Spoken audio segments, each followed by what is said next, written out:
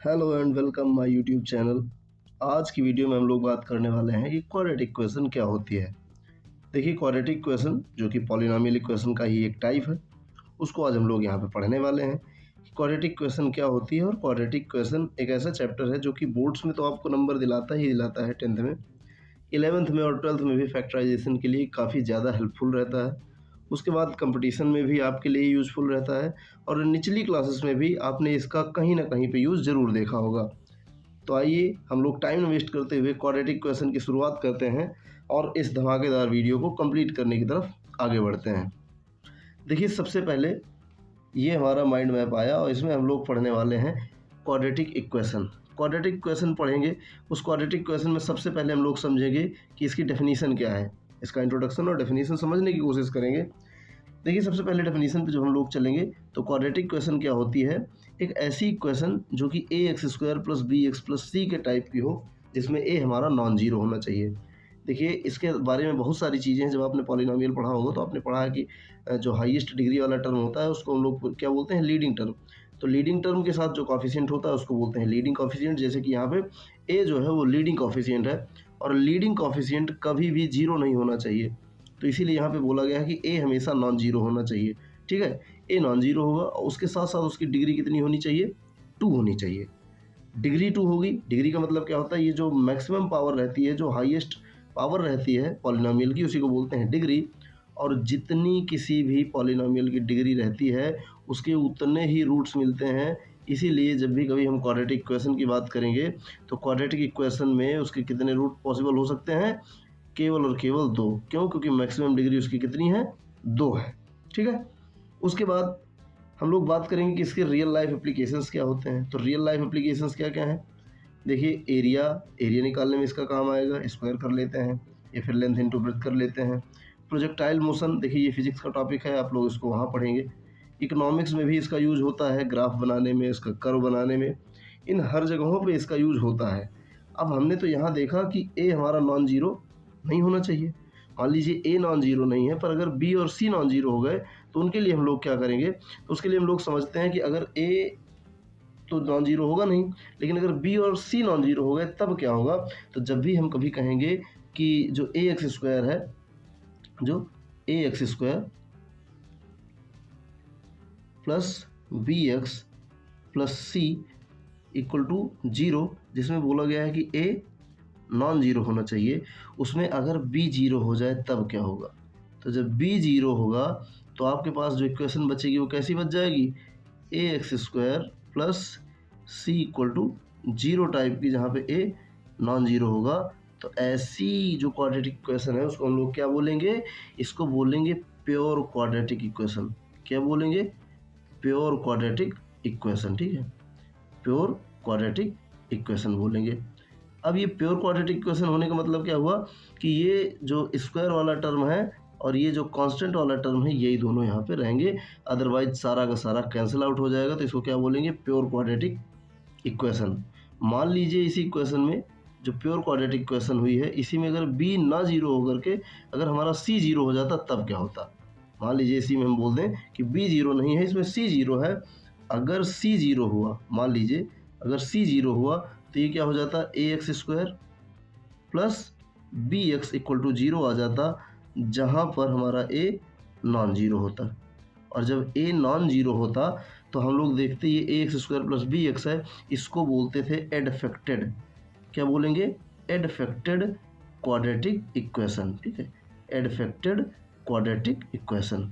अब एडफेक्टेड का मतलब क्या होता है कि एक्स स्क्वायर का भी टर्म है और एक्स का भी टर्म है, पर कांस्टेंट टर्म नहीं है, तो उसको क्या बोलते थे, एडफेक्टेड क्वाड्रेटिक इक्वेशन। ये इसका टाइप हो जाता है।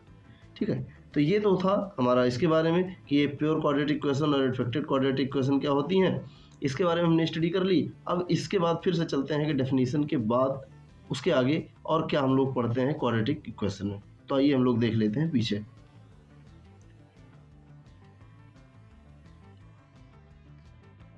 अब देखिए, जब ग्राफिकल रिप्रेजेंटेशन की बात आती है, इसका मतलब हम लोग इसका ग्राफ बनाएंगे।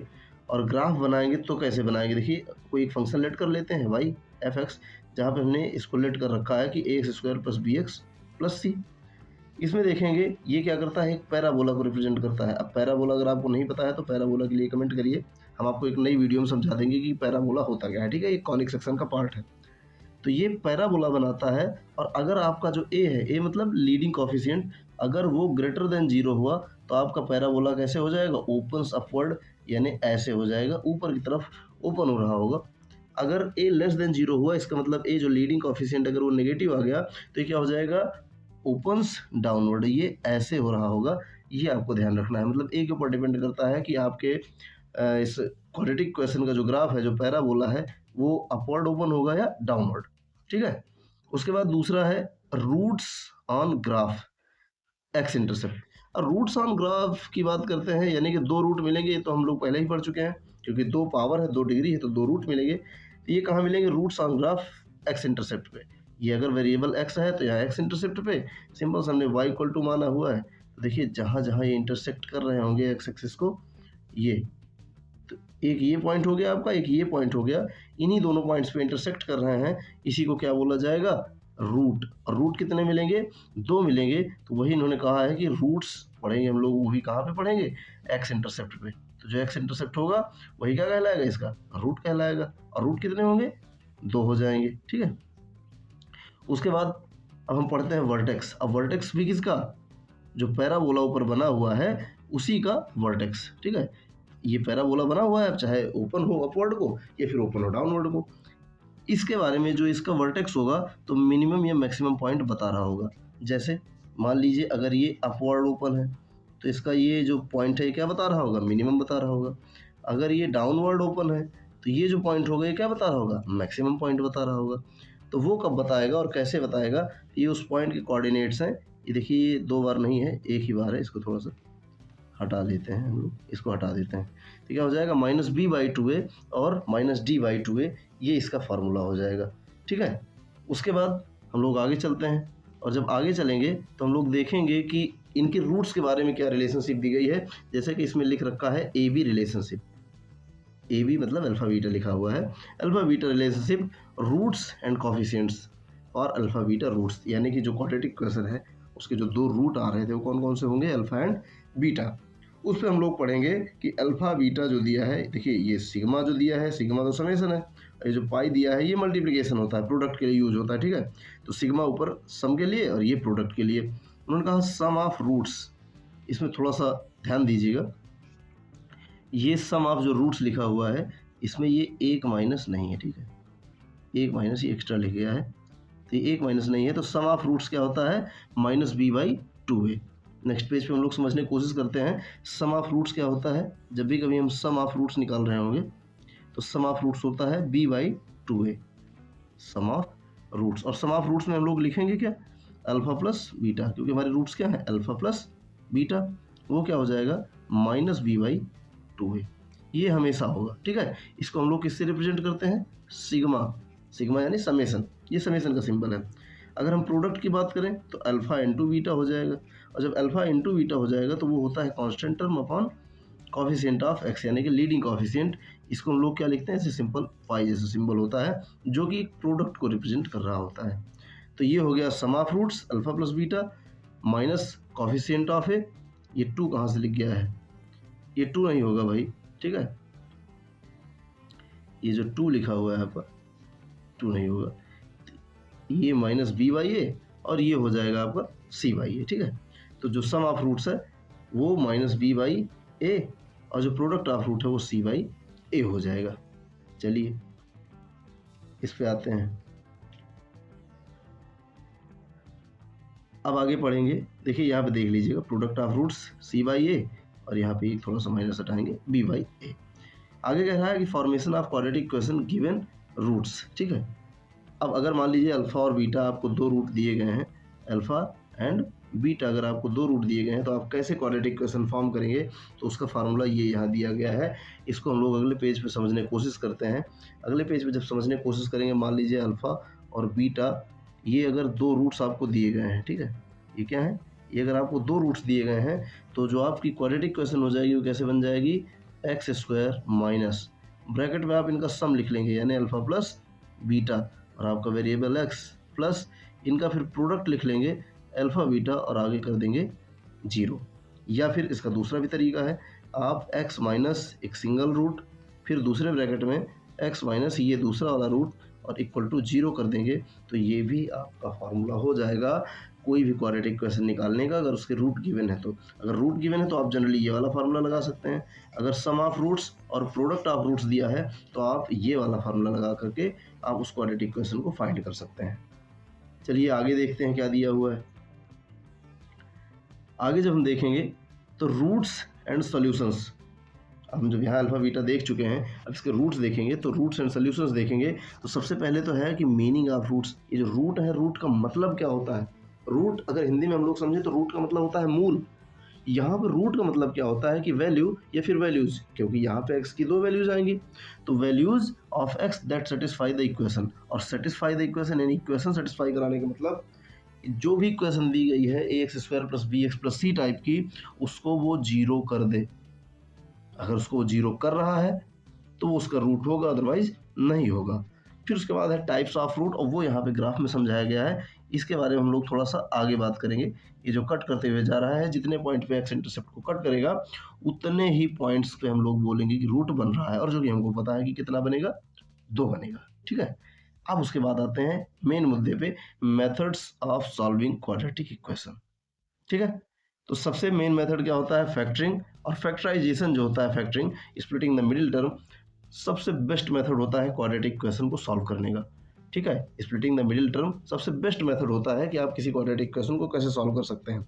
ये थोड़ा सा एक लेंदी प्रोसेस हो जाएगा, इसको हम नेक्स्ट वीडियो में बात करेंगे कि कैसे हम फैक्टराइजेशन कर सकते हैं, कौन कौन से रूल होते हैं, कैसे चेक करेंगे और कैसे जानेंगे कि किन नंबर्स को कहाँ यूज करना है और कब कैसे यूज करना है। इसके बारे में हम अगली वीडियो में बता देंगे। अगर आपको चाहिए तो आप कमेंट करके बता सकते हैं। दूसरा मेथड है कंप्लीटिंग द स्क्वायर, मतलब जो भी आपको क्वाड्रेटिक इक्वेशन दी गई है उसको क्या करिए, आप एक परफेक्ट स्क्वायर बना लीजिए और कंप्लीटिंग द स्क्वायर मेथड लगा करके आप उसका फैक्टराइजेशन कर सकते हैं। और सबसे बेस्ट क्वाड्रेटिक फार्मूला लगाइए। क्वाड्रेटिक फार्मूला, जिसको हम लोग श्रीधराचार्य फार्मूला भी बोलते हैं, ये सबसे बेस्ट मेथड होता है जो कि किसी भी क्वाड्रेटिक इक्वेशन को, कैसा भी क्वाड्रेटिक इक्वेशन हो, उसको सोल्यूशन देने का काम करता है श्रीधराचार्य फार्मूला, जो कि क्वाड्रेटिक फार्मूला है। ठीक है, जिसका फार्मूला क्या होता है, x = -b, ये पूरा लिखा हुआ है, हम लोग इस पे नहीं लिखते। ठीक है, ये पूरा लिखा हुआ है -b ± √d/2a, जहाँ पे d क्या है, डिस्क्रिमिनेंट। d क्या है, डिस्क्रिमिनेंट है, उसके बारे में यहाँ पे बाद में दिया है, इसको हम समझते हैं। d क्या है, डिस्क्रिमिनेंट दिया गया है, और b क्या है, कोफिशिएंट ऑफ x, a क्या है, कोफिशिएंट ऑफ x²। तो देखिए यहाँ पे लिखा हुआ ना x + a x + b = 0। मान लीजिए रूट जो है -a - b है, तो x + h² = k, और ये फार्मूला एप्लीकेशन, ये सारी चीज़ें इसी क्वाड्रेटिक फार्मूला के अंदर आ जाएंगी। अब हम लोग जब बात करेंगे डिस्क्रिमिनेंट की, तो देखेंगे कि क्वाड्रेटिक इक्वेशन का डिस्क्रिमिनेंट क्या होता है। देखिए डिस्क्रिमिनेंट, जिसको हम लोग कैपिटल D से रिप्रेजेंट करते हैं, D क्या होता है, b² - 4ac, जहाँ पे b क्या है, कोफिशिएंट ऑफ x है। देख लीजिए यहाँ पे b कोफिशिएंट ऑफ x है। उसके बाद जो c है, c क्या है आपका, कांस्टेंट टर्म है, और जो a है वो कोफिशिएंट ऑफ x² है। ठीक है, तो यहाँ से हम लोग देखेंगे ये सारी चीज़ें कैसे दी गई हैं। तो ये डेफिनीशन है कि b² - 4ac क्या कहलाएगा, डिस्क्रिमिनेंट कहलाएगा। उसके बाद हम लोग ये देखेंगे कि जब d > 0 होगा, अब d > 0 का मतलब क्या हुआ कि डिस्क्रिमिनेंट > 0 होगा, तो ये हमेशा एक पॉजिटिव क्वांटिटी आएगी, और जब पॉजिटिव क्वांटिटी आएगी तो उसके 2 रियल एंड डिस्टिंक्ट रूट्स मिलेंगे। देखिए 2 तो मिलेंगे ही, ये आपको पता है, क्यों, क्योंकि क्वाड्रेटिक इक्वेशन पढ़ रहे हैं, तो 2 तो रूट मिलेंगे, पर वो कैसे होंगे, रियल होंगे और डिस्टिंक्ट होंगे। डिस्टिंक्ट का मतलब क्या हुआ, अलग अलग होंगे। ठीक है, इनको बोलेंगे 2 रियल एंड डिस्टिंक्ट रूट कब, व्हेन d > 0। और जब d = 0 हो जाएगा, इसका मतलब क्या हुआ कि b² इक्वल हो जाएगा 4ac के, तब इस केस में क्या होगा, 2 रियल एंड इक्वल रूट्स, मतलब रूट्स अभी भी रियल हैं पर इक्वल हो जाएंगे, और दोनों की अगर वैल्यू पूछ ली जाए तो कितनी आएगी, -b/2a। दोनों रूट्स सेम होंगे और दोनों की वैल्यूज कितनी हो जाएंगी, -b/2a। ठीक है, उसके बाद अगर d < 0 हो गया, मतलब ये नेगेटिव आ गया, तो कोई भी रियल रूट इसका पॉसिबल नहीं होगा, कोई भी इसका रियल रूट पॉसिबल नहीं होगा। और जब रियल रूट नहीं मिलेगा तो रूट्स कैसे हो जाएंगे, इमेजिनरी। और जब रूट इमेजिनरी होंगे, इसी को हम लोग क्या बोलेंगे, imaginary roots. And two distinct roots, no real roots यानी जिसको इमेजिनरी बोलते हैं, और यहाँ भी डिस्टिंक्ट रूट्स हमको मिलेंगे। और ये जो कर्व बना हुआ है, इस कर्व का नोटिस करिए थोड़ा सा, ये पैराबोला ही है जो कि अपवर्ड इसकी ओपनिंग हो रही है। यहाँ पे कई सारे पैराबोला यहीं पे आकर के लाई कर रहे हैं, मतलब एक ही वैल्यू कई पैराबोलास को सेटिस्फाई कर सकती है। तो ये तो था हमारा क्वाड्रेटिक क्वेश्चन। इसमें जो मेन चीज़ें बची हुई हैं वो क्या थी कि आपका जो क्वाड्रेटिक क्वेश्चन है उसमें आप फैक्टराइजेशन कैसे करेंगे। देखिए फैक्टराइजेशन के बहुत सारे मेथड होते हैं। अब मेथड पे हम लोग अगली वीडियो में बात करेंगे, क्योंकि यहाँ पे जो फैक्टराइजेशन है वो क्या हो जाएगा, लंबा हो जाएगा। ठीक है, हम लोग फैक्टराइजेशन के बारे में बात करें तो फैक्टराइजेशन यहाँ पे लंबा हो जाएगा। हम लोग फैक्टर कैसे कैलकुलेट करेंगे, क्यों कैलकुलेट करेंगे, और कैसे जानेंगे कि हमको यही नंबर चूज़ करने हैं या फिर ये नहीं चूज़ करने हैं, इन सारी चीज़ों के बारे में हम लोग कल बात करेंगे, एक नई वीडियो में मिलेंगे। तो चलिए अपना ध्यान रखिए और मिलते रहिए चैनल पे ही हमेशा ऐसे। मिलते हैं अगली वीडियो में, तब तक के लिए टाटा बाय बाय, जय हिंद। अपना ध्यान रखिए और चैनल का भी।